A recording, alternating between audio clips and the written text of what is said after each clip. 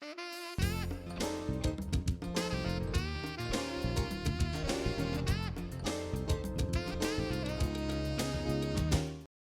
and welcome to another edition of For the Record. I'm Sean Murphy. My guest today is Fred Markowitz. He is from Guardian Pest Control. He's a returning guest. Welcome back to the show. Thank you. It is that time of year again where the winter is finally gone and we finally have good weather, but that also means that the pests are coming out, correct? In droves. In droves. So, in general, in pest control, what are some of the things that you deal with? Right now we're running into carpenter ants, mosquitoes, ticks. We're going to be running into the bee season in another month or two. So pretty much everything that kind of overwintered is really, just like everybody else wanting to get out, is coming out and coming out hot and heavy. Tell me about the business of pest control. Basically, we get phone calls from people who may have an ant problem or carpenter bees. Carpenter bees right now, carpenter bees, they look like a bumblebee. And the difference is their abdomen, their back end, is shiny. A bumblebee has a furry back end. So a bumblebee will sit there and bounce off of flowers. These guys are up around the eaves of the house, and they hover up there, the male. And he'll just sit there and just hover, and he's protecting his territory. From other bees or anybody? From anything. So okay. you'll see a like a horsefly go, and he'll chase it, boom, goes flying away. Then he comes right back and he starts hovering. Now the female, she's sitting up there and she drills a perfect half-inch hole. This is the coolest bug in the world. It's a perfect half-inch hole, and then she takes a little left-hand turn and goes about 6 more inches, and she lays a little egg and puts a door there, an egg, a door, an egg, a door. So while she's doing that, the male's out there hovering around protecting the territory. And the way to tell a male from a female, if you get close enough, is the male has a little orange dot on its forehead. You're not going to get close enough. But if you see them, they're very aggressive, and if you walk by that area, the male is going to come down and swoop at you. Wow. Because you are an interloper, in his right? territory. Yeah. The male has no stinger. Okay. So it's all bark and no bite. Exactly. Yeah. So his job is to make you get scared and run away. Female does have a stinger, but she's busy with the kids in the house, exactly. Right? And when after the male mates with the female, he dies. Right, as a lot of species do, or insect species do, yes. Right? Wow. So they haven't understood the new ways of the world where, equal rights and all that stuff. In that world, the woman's still in the house and she's still taking care of the kids. And right. She doesn't have a career. There's really. Movements, right. Trying to change that. But as of right now, that nothing's been changed, and there's no. Now, is that a situation where it can get to a point where a homeowner will have to call you? I mean, will it get to where the whole family's in there and everything? Yeah, there's 2 reasons why people are going to call us in that situation. One, they get scared. Okay. Because it's an aggressive bee, and even though it can't sting you, it's going to dive bomb the kids and the pets and everybody else. And it does do damage to your rake board and your fascia boards up on the top, the eaves of your house. But what happens after that is woodpeckers will come by, and they go after the bees, and they do a lot more damage. You can hear them doing the damage. And and of course they're doing it at 4:30 in the morning. You're up, but everybody else is sleeping. Right. So and they'll do damage to it. So eventually you're going to have to change those rake boards. It's really hard to prevent. If your house is one of those houses that these bees like, what they like is older wood that's not freshly stained or freshly painted. Okay. So if you have one of these houses, they're going to come back every year. You can kill the ones that are there, but if they're in the area, in the neighborhood, they're going to continue to come back unless you paint or stain that. That's the only way to prevent them from coming back? Or reside the house. Right, yeah. With aluminum siding, or not right. aluminum, or but vinyl siding, yeah. So we'll get calls because of the damage they're doing in the bees that are kind of. I want to get back to bees because there's lots of stuff to talk to about that. But I want to switch to, since we are finally out of the winter and the snow and the ridiculous cold, and we're into really nice weather now. Since the winter has passed, and I asked you this question off the air, ticks.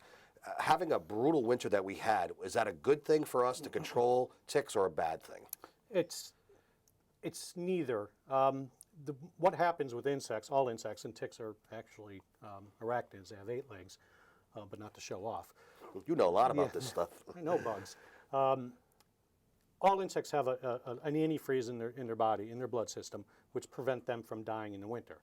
Now, if we have a brutally cold winter without a snow cover, they're going to die. Right. because they just can only hold on for so long. If you have the snow cover, it's like a blanket, just like in a bed, and you put the blanket over you, keeps them warm enough to survive. So with the snow cover that we had this winter, even though it was the coldest winter ever in February, Yeah. it's okay because it's okay for the bugs because they had a snow cover and they survived. So there was no significant effect on how we will have to deal with the tick situation this summer. It's going to be just as bad as it was last year because it's based on if we had a good fall, good fall for them, where they're doing a lot of breeding and it wasn't a quick frost. Because the killing frost is what makes ticks stop breeding, stop feeding, stop everything. And the longer you go into the fall, the better. The longer they can survive, the longer they can lay eggs, so on and so forth. So last year was fine. This year they were protected with the blanket. Boom, they're coming out. So if your question was, is it going to be a bad tick season? Yes. And it gets worse now because the same tick that we have to deal with for Lyme disease, now there's a new disease with Yeah. that same tick. Talk about that a little bit. Yeah, there's another disease that was discovered with the dare tick is the culprit here, which is the one that produces Lyme disease. In the difference, Lyme disease, the tick has to be embedded or feeding on you for, up to maybe 24 hours. This new virus, all it has to do is bite you, and you got it. So it's something where people really need to before you go out in the woods, before you go on a hike, before you go walking, get some DEET, some off, and spray yourself down because you just don't want them to embed in you. Now, it's rare right now. People don't need to panic, but they need to be aware of it. But, I would imagine that there was, and neither of us are doctors, but there had to be some misdiagnosis in discovering this in the first place. Maybe doctors thought initially it was Lyme disease because, hey, there's the tick. And then all of a sudden you discover now there's a new disease. Yeah, just like anything in the news, usually it's been around for a while, and as you said, it was misdiagnosed for years and years and years, and all of a sudden somebody did, put one and one or one and two together, and Yeah. boom, and this is what we found. So there's still a lot that has to be, tested and explored with this, but they know where it comes from now, and they know how serious it is. You mentioned a few things that you can do with the off and stuff. What can we do to protect our pets? Because they're out there too, even more so. Probably. Yeah, there's several things. I mean, listen to your vet, whatever the vet says, because there's a lot of products out there and they're always changing. So whatever they say to do for your dog or cat, do it. Look at the dog and cat, comb them, brush them, see what's on them. There is also, our company and many other companies have a tick and a mosquito treatment where we'll go and we use, it's like a glorified leaf blower. It's a big backpack mister, it's called. And we go and we mist into the woods and the shrubbery. Ticks and mosquitoes tend to hang out in the shaded areas. They're going to be up in the brush and shrubs and tall grasses. They're not going to be in the middle of the lawn. So we go and we treat all these areas, which will knock down the tick and mosquito population up to 95%. So that, along with having the dogs and cats treated, will help tremendously. When you talk about treatment of ticks, you kind of lump ticks and mosquitoes together. Is that the usual? Did you want to speak specifically more on the mosquitoes since we talked about Well, ticks? ticks and mosquitoes, the reason we lump them together is because they hang out in the same place. Okay. So they both like shady areas. Mosquitoes are going to perch, on branches, and same thing with ticks. You use the same off stuff with mosquitoes too that you would with the ticks, Yeah, right? exactly, right. So the tick and mosquito treatment, fortunately, the material we use also, which is a safe material, kills both at the same time. So it's like a double barrel. Of course, with mosquitoes, then you have a different thing to deal with, and that's like West Nile or whatever it is West there. Nile virus, yeah. triple E, Jeez. encephalitis. Yeah, there's a lot of things we A lot have of nature can really mess with you, huh? But there's also, there's things you could do as far as mosquitoes, because mosquitoes they're attracted to several things. You ever wonder why somebody gets bit by mosquitoes and somebody doesn't get right. bit? Well, you say, well, I'm sweeter tasting. Exactly, right. You know? Well, kids always, because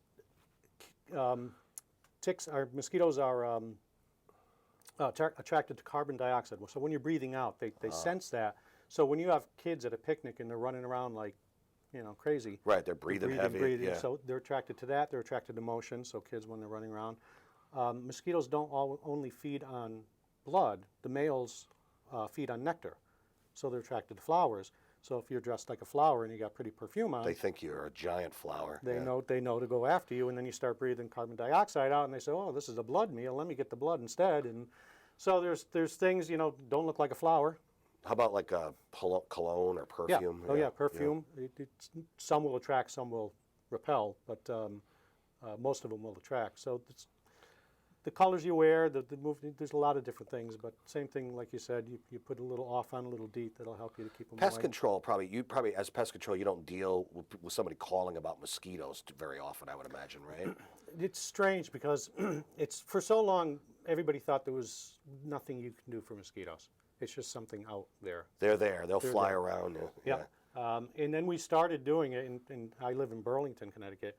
In Burlington, you're required to have a fire pit in your backyard. It's part of when you move in. Oh, You have interesting. to, yeah. Because you're so rural out Yeah. there. Yeah. I mean, the first time I There's walked one outside. Cumberland Farms in your town. Yeah, you I know, walked outside and I thought I was on an Indian reservation because there's so many fires. Like, oh, all right.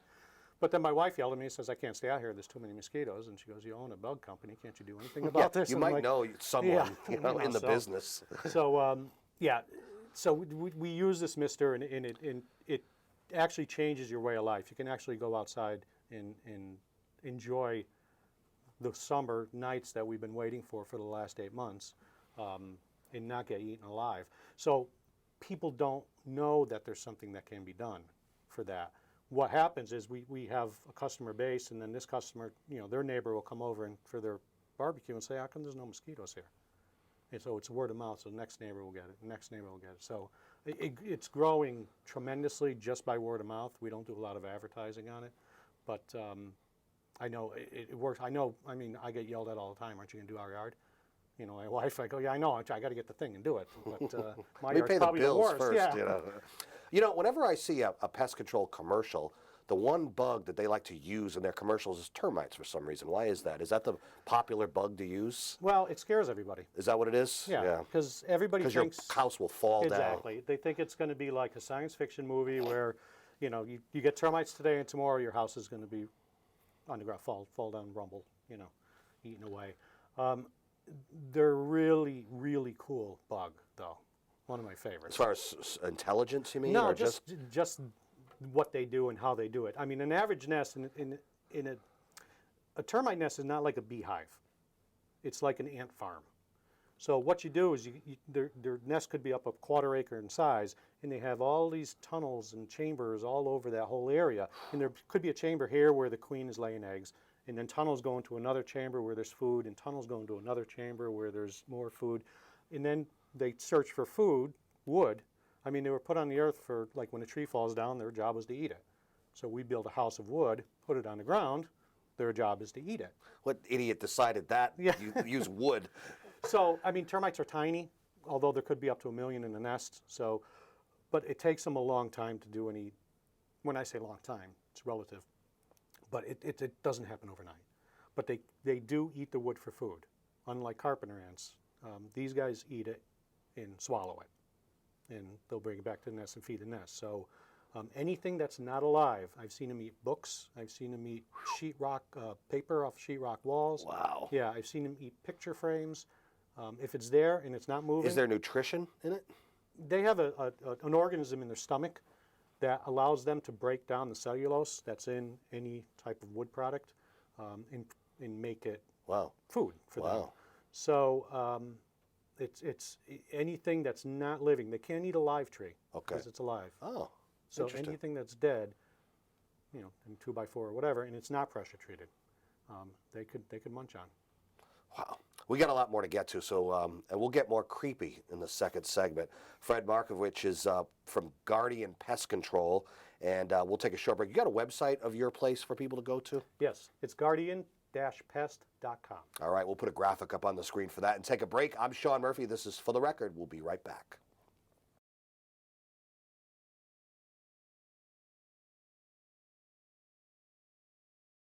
Welcome back to For the Record. I'm Sean Murphy. Fred Markovich. I don't know why I keep wanting to say Vitch. It's Witch. Fred Markovich from Guardian Pest Control. We've talked about a few pests. There are many more to get to. Since it's nice weather now, people are traveling, and if they're staying at hotels, the biggest concern are bed bugs. What Yes. are bed bugs? Bed bugs have been around for a very long time. So the rhyme, Yeah, don't let the the bed bugs bites. Right. Um, they're a bug. They're an insect that need to feed on human beings, just like a mosquito, in order to reproduce or lay eggs. And they love to travel. Don't we all? Yeah, travel with us, unfortunately. So some of the things you really need to look out for is when you get into a hotel room.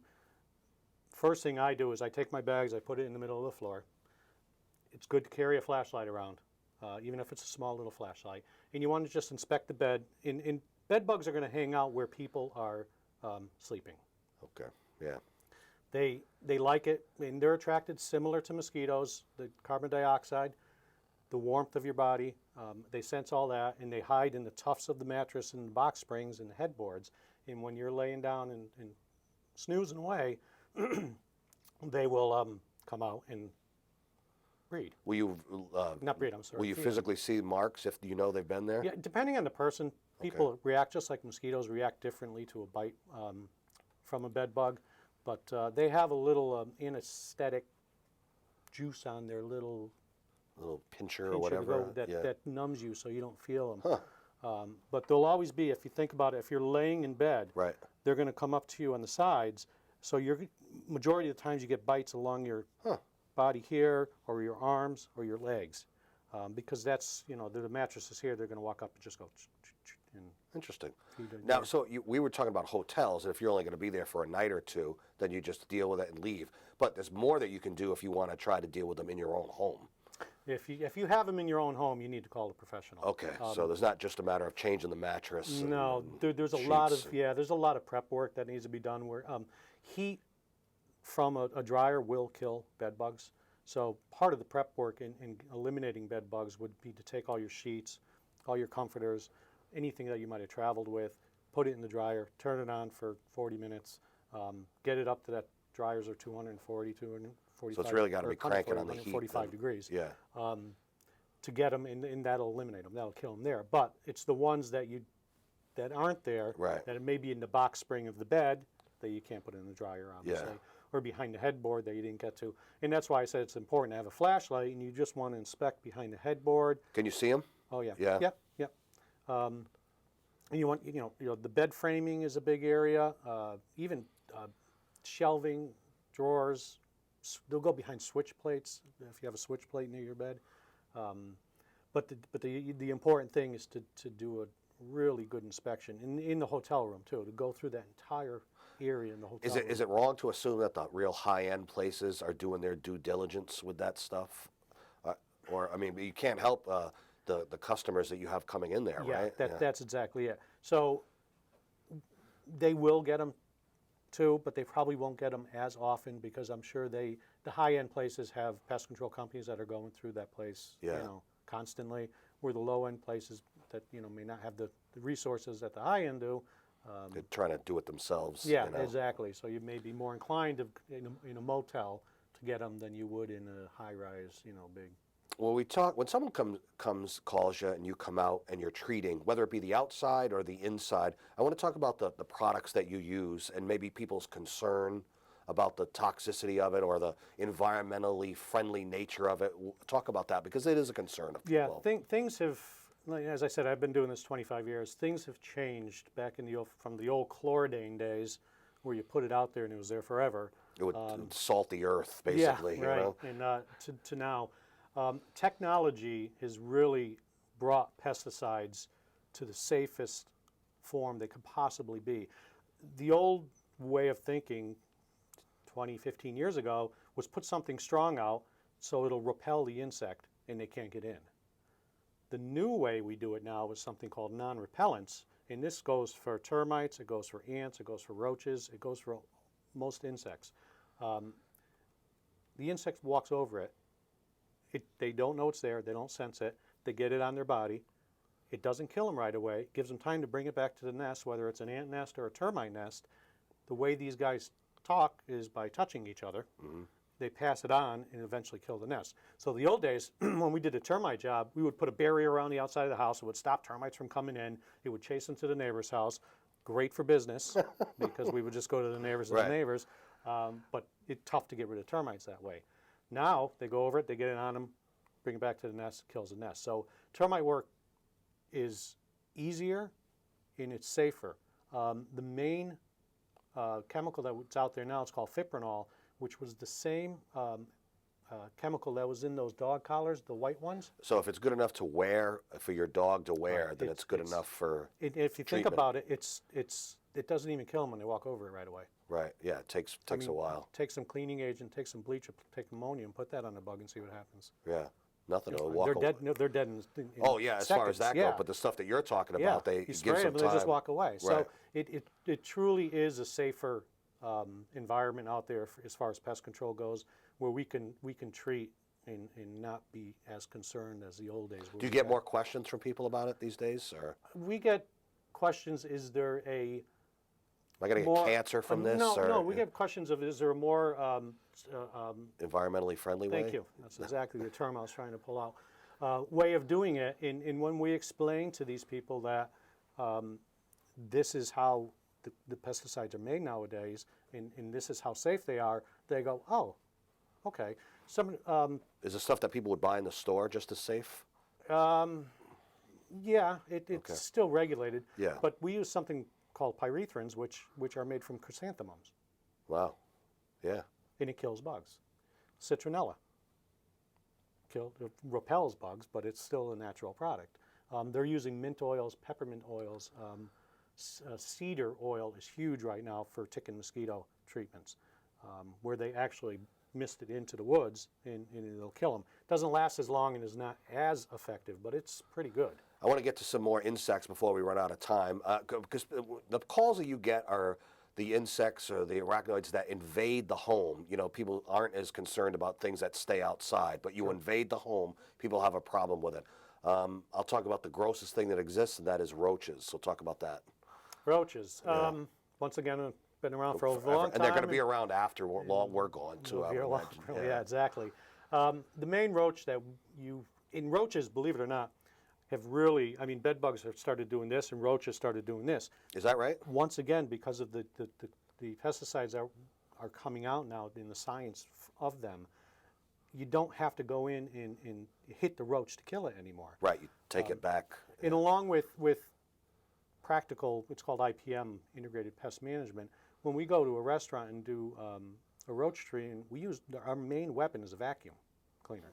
No kidding. We have a backpack vacuum. We'll take that spray, which is made of chrysanthemums, flush them out of the wall and suck them up, Wow. and they're gone. So we'll get rid of 90 to 95% of the roaches in that restaurant while we're there without using any real pesticide. The owners must love that. And you know? yeah, especially if their health departments come in and Right, you want yeah. to get rid of the roaches, and obviously maintenance and cleaning and Yeah. you have That goes have a hand lot in of hand grease. with it. Exactly. Yeah. Is it a misnomer that a messy house or person will attract roaches, or is that just 100%? Not attract. Roaches aren't going to come from the outside. They're going to be brought in from Okay. a delivery from a grocery store. But if you have a messy house and there's a lot for them to eat and a lot of areas for them to hide and breed, they're going to reproduce a lot faster. Okay. So a messy house will encourage reproduction. How about an insect that I respect a lot more than roaches? Not that I want them in my house, but ants. They just seem they're more up on the evolutionary scale, maybe. Yeah, Smarter. I don't know if they're smarter. I don't think they've ever been tested, but carpenter ants will chew wood, but they don't eat it for food. Basically, they like wet wood. So if you're seeing 5 to 10 ants, like in a kitchen area, you want to look around and see if there's any moisture areas. A lot of times around window frames in the basement, you can see maybe a leak, or and also you want to cut back your trees and shrubs and bushes so they're not sitting on top of the house.